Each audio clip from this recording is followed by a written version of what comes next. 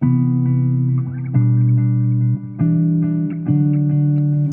right, so in this session, what we wanted to focus on was how to celebrate the differences that we have among each other. Certainly, the most obvious Right. difference is between the genders, between male and female.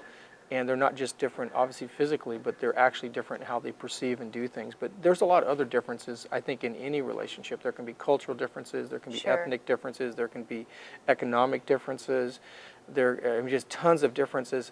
And when things are different, we can either allow those things to drive us apart, Right. or we can use those differences to strengthen things. And that's what we wanted to touch on with you guys in this session.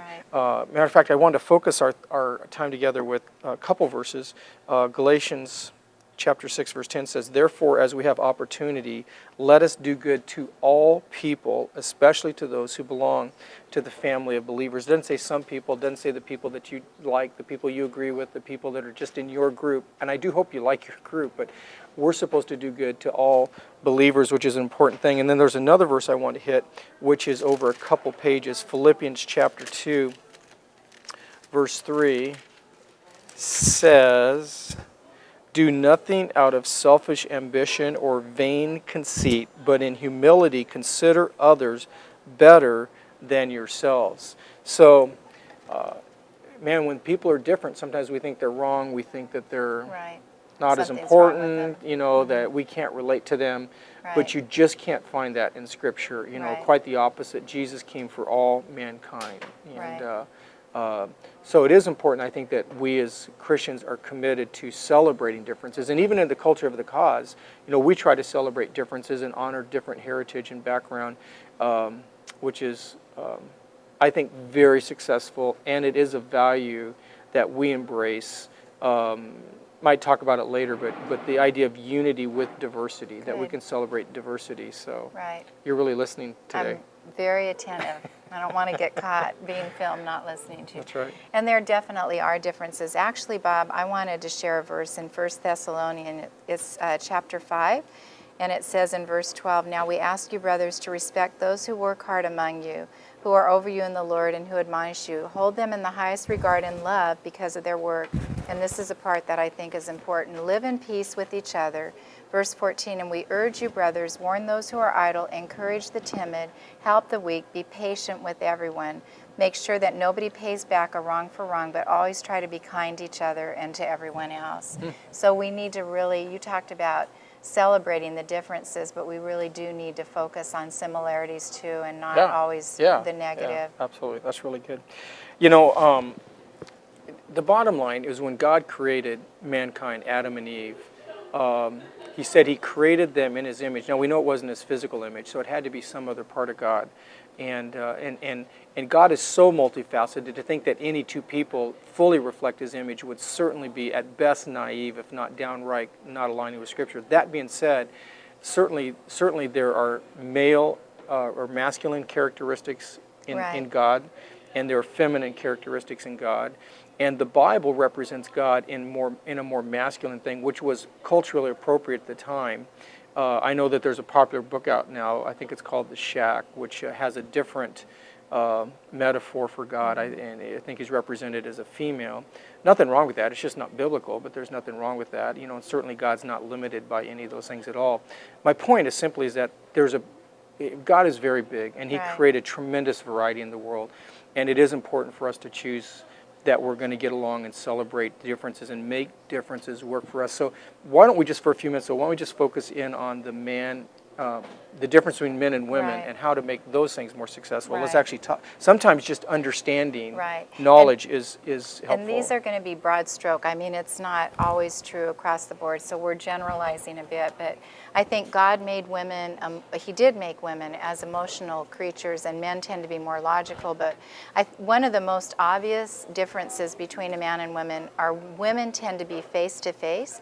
They like to sit and talk, and men are more side by side. Men go to football games and sit side by side, even watching TV. Yeah. They want to be side by Yeah. side. So often in relationships, women want to be face to face with a man, not just sitting side by side at a Yeah. game or watching TV Yeah. with them. Another difference that is, I think, important for women to understand is that men like to be silent. You know, they don't mind. Right. They're comfortable with silence. They're comfortable with not talking, and that's a really noticeable difference Right. because women have a lot more words. They talk a lot more, and women solve problems with words. Men don't solve problems with words. They solve problems in silence. So Right. when a man's silent, it's not a bad sign all the time. It Right. might not be a good sign, but you can't just assume that automatically that they're mad. Sometimes they're solving problems, and they tend to solve problems alone and in their head. That's Yeah.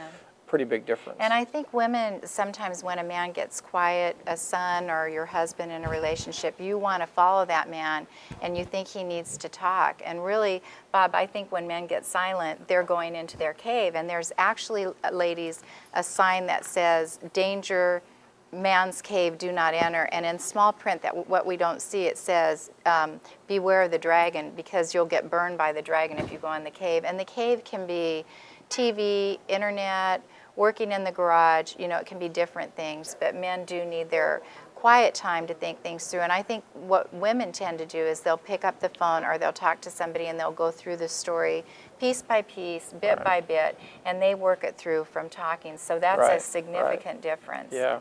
Another thing that I think we hit on one of the earlier sessions, but men much prefer direct bottom line Right. communication, and women like to go on tangents and tell different stories. Now, even in you, you know, in the running of the church, you're very bottom line, very clear, but I find in our relationship, a lot of times you'll wander off and give me a whole Right. lot of other information. I never, you know, I always like the bottom line. Right. And most men are like that, but women tend to not be direct, and it just doesn't work real well with men. Right. Men like real direct things. I think women sometimes worry about the fact as well, am I going to offend them, or am they going to say, you know, nope. I'd Right. rather have you tell me, take out the groceries, rather than saying the grocery Take cans. out the trash. Take out the trash. I'm sorry, Right. you bring in the groceries, Right. but take out the trash rather than saying that the trash can's half, Right. you know, half full. You know, Right. to me that's just a challenge to figure out if I can put more in And, there. and it so. is a challenge. If I say to Bob, well, the trash can's pretty full, he'll go, oh yeah, it is. And he'll maybe look at it and then see how much more he can put in the trash. So you want me to say, please take out the trash, please bring in the groceries. You know, women, Bob, tend to identify with sharing, cooperation, loyalty and love, and men identify with more action, accomplishment, and achievement. And men use words to express information. Women really use their words Yeah. to express how they're feeling. Yep. So, Yeah, yeah, yeah.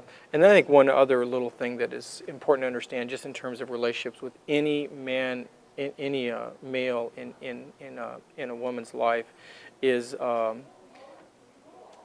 they you know, they don't want to be pitied. They like to be cared for. They like a Right. friend, but they don't like to be pitied. You know, men Right. typically don't like that at all. Right. And women sometimes, when they're being sympathetic, will come across as pitying a man, and that's a pretty Not a pretty good negative. thing It to doesn't do. work real well. Yeah. yeah. Yeah. Well, and women really like to be cherished. They want to know that Yep. you really adore them and love them. And I think men are motivated when they feel needed. Is that true? Oh yeah, yeah, yeah. Absolutely. I think that's very true. So, And women want to be supported, yep, and men tend to want to be appreciated. yeah, yeah. So that's a difference. Yeah. You know, one of the number one complaints, Bob, that I hear about women from men is, I just can't figure her out. But the number one complaint that women have about men is, I don't understand him. So it's really interesting yeah, how it's kind of the same thing. it tends to shift. Women want to receive caring and understanding, Right. respect, devotion, being cherished, being validated and reassured. And I think men want trust, acceptance, encouragement, admiration, and feel needed. So God just made us very, very different. Yeah, yeah. But I liked when you opened up and you said, these are differences that we need to celebrate. Exactly. And I think that was such an important word, Bob, because Yeah. we need to celebrate the differences, or the enemy will Yeah. come in and bring dissension and a right. tearing apart. That's right. Even in putting together the staff team at the Cause Community Church, most of them are men. You know, matter of fact, They all are you men. and yeah, pretty much. They're Except not for all Kaz. men. Kaz and There's, I. you know, but they're different. And kind of Right. what I was going to say is they're all really different. And it wouldn't be good. Even our own family, even our two sons are different, very Right. different. You know, But it's the differences that ultimately gives you strength, you know. And one of the things I'm committed to is understanding the fact that if I have a bunch of people just like me, Right. then I don't really need them, because I can be me. What I need are people that are different than me, have Right. different skills, different talents, different passions, who choose to work together as a team. That's the power of celebrating Right. differences. Is you get way, way, way more power Right. together. It's not quicker and it's not easier, Right. but the long range result is always better. And you're Always better. gonna be able to tell from us talking about relationships that relationships don't just happen. You really have to work at a relationship to keep it healthy and strong and take care of it. And you really have to make an effort to let go of where you're at in yourself and do a paradigm shift and try to put yourself in the other person's place and understand what they're thinking and what they're feeling and what they're saying. That's great. We need to let them go, and then we're going to get ready for session 6, Yep. which is a powerful one. All right, thanks, guys.